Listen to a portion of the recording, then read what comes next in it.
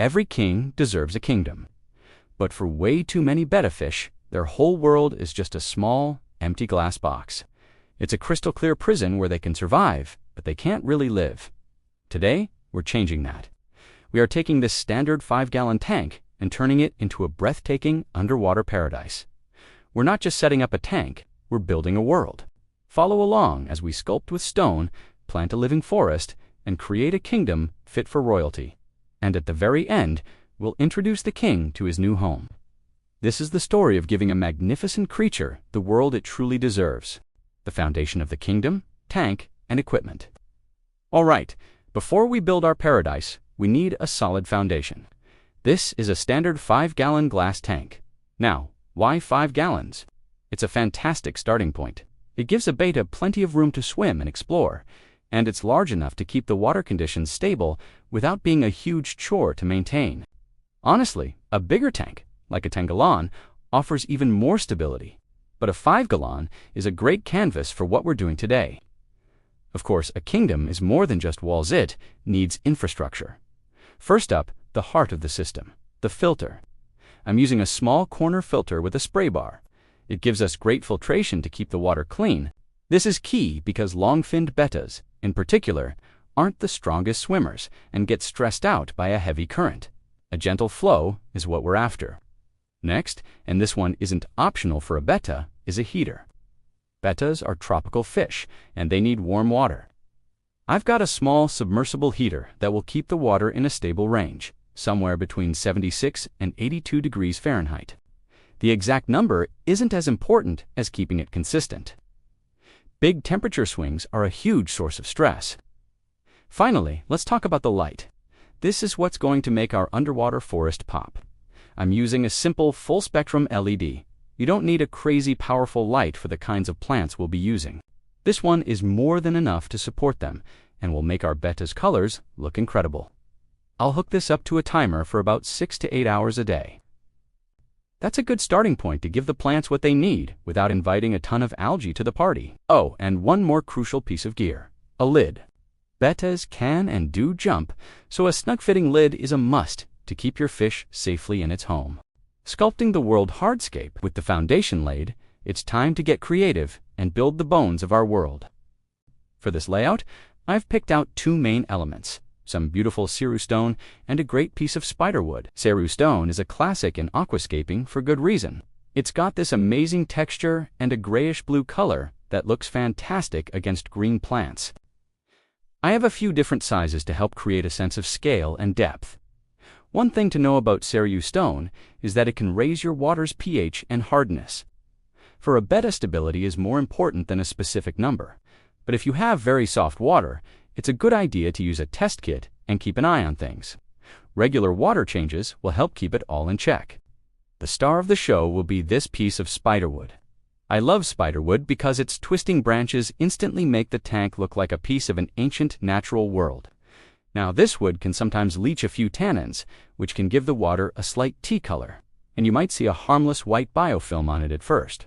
You can reduce this by boiling or pre-soaking the wood before you use it. Functionally, this hardscape isn't just for looks. The stones and wood create caves, tunnels, and overhangs. These are super important for a betta, giving them places to explore and hide, which makes them feel secure. The process is like putting together a puzzle. I'm starting with the biggest piece of wood, placing it a little off-center to create a nice focal point. Then, I'm using the stones to anchor the wood and build up the terrain, sloping everything from one corner down to the other. I'm just playing with the arrangement, turning the rocks, and picturing how the plants will fill in the gaps. The goal is a layout that looks good from every angle, but still leaves plenty of open swimming space out front. Planting the forest, Substrate, and Flora, our kingdom has its mountains and caves. Now it's time to bring it to life and plant a forest. First step is the soil. I'm putting down a layer of nutrient-rich aquasoil. This will be the food source for our plant's roots. I'm sloping it, making it shallower in the front and deeper in the back, to build on that illusion of depth. Then, I'm adding a cap of fine sand in the foreground to create a clean, bright beach area. It's a great contrast to the darker soil and hardscape. Now for the fun part, the plants. For a low-tech setup like this, we want plants that are beautiful, but also easy to care for. I've picked a few classics. First up, Anobias nana petite. This is a rhizome plant, which is just a fancy way of saying you shouldn't bury its base in the substrate. I'm using a tiny dab of aquarium-safe superglue to stick it directly onto the wood and rocks. Its broad leaves make perfect resting spots for a betta. Next is Java fern, another super hardy rhizome plant. Just like the Anobias, I'm attaching this to the driftwood, which will eventually create a cool canopy effect. To fill in the background, I'm using Cryptocoryne wenti. These are root feeders, so they go right into the aquasoil. Their leaves will add a nice sense of fullness. And finally, for some grassy texture around the rocks, a bit of microsword. Planting is a delicate job. I'm using tweezers to gently place the rooting plants and a tiny bit of glue for the rhizome plants. As I work, I'm misting everything with a spray bottle to keep the plants from drying out. This mix of plants won't just look amazing. They'll also act as a living filtration system, helping to keep the water clean. If you're finding this whole process as relaxing and fun as I do, maybe think about subscribing to the channel. We're about to get to the most magical part, and you won't want to miss seeing the finished kingdom and meeting its king. Go on, hit that subscribe button. The great flood and the patient wait. Water and cycling. The hard work is done. The world is built. Now, it's time to add water. I'm placing a plastic bag on the sand and pouring the water over it. This little trick stops the water from blasting away all our hard work. Slowly but surely, the world we've created gets submerged. But this is important. We are not ready for a fish. Not yet. This next step is probably the most critical part of the whole process. Cycling the tank. Right now, this aquarium is sterile. Cycling is how we establish a colony of beneficial bacteria in the filter and substrate. Skipping this step is a leading cause of new tank syndrome, where fish get sick and die. It takes patience anywhere from a few weeks to over a month. To do it, I'll add a source of ammonia to feed the bacteria and use a test kit to track the ammonia, nitrite, and nitrate levels. The cycle is done only when the test shows 0 ammonia, 0 nitrite, and some nitrates. It's a waiting game, but it's the most important thing you can do to give your betta a safe home. The king arrives, introducing the betta. The wait is finally over. The water is stable, the plants are settling in, and the kingdom is ready for its king. Look at this magnificent half-moon betta. But we can't just plop him in there. The shock from a sudden change in water chemistry could be dangerous.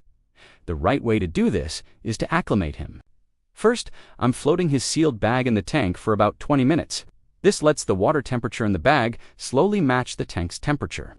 After that, I'll open the bag, and every 10 minutes or so, add a little bit of the tank water into his bag.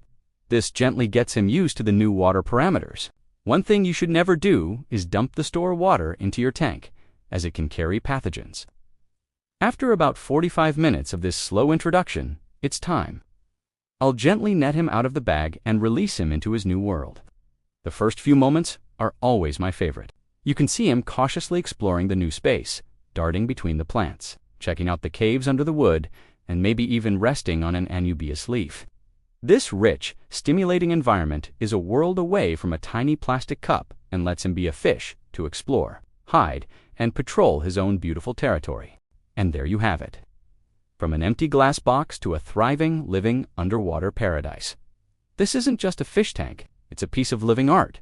But most importantly, it's a perfect, enriching home for a truly incredible fish. The final result proves that with a little planning and patience, anyone can create a world like this. Ongoing care is pretty simple. I'll do a water change about once a week, adjusting the amount based on my water test results to keep nitrates low. He'll get a small meal of high-quality betta pellets once or twice a day, and maybe some frozen foods for variety. The plants will grow in, the landscape will mature, and this little kingdom will only get more beautiful with time. Thanks for joining me on this build. If you enjoyed it, give the video a thumbs up and subscribe for more projects. Now for the big question. What should we name our new king? Drop your suggestions in the comments below.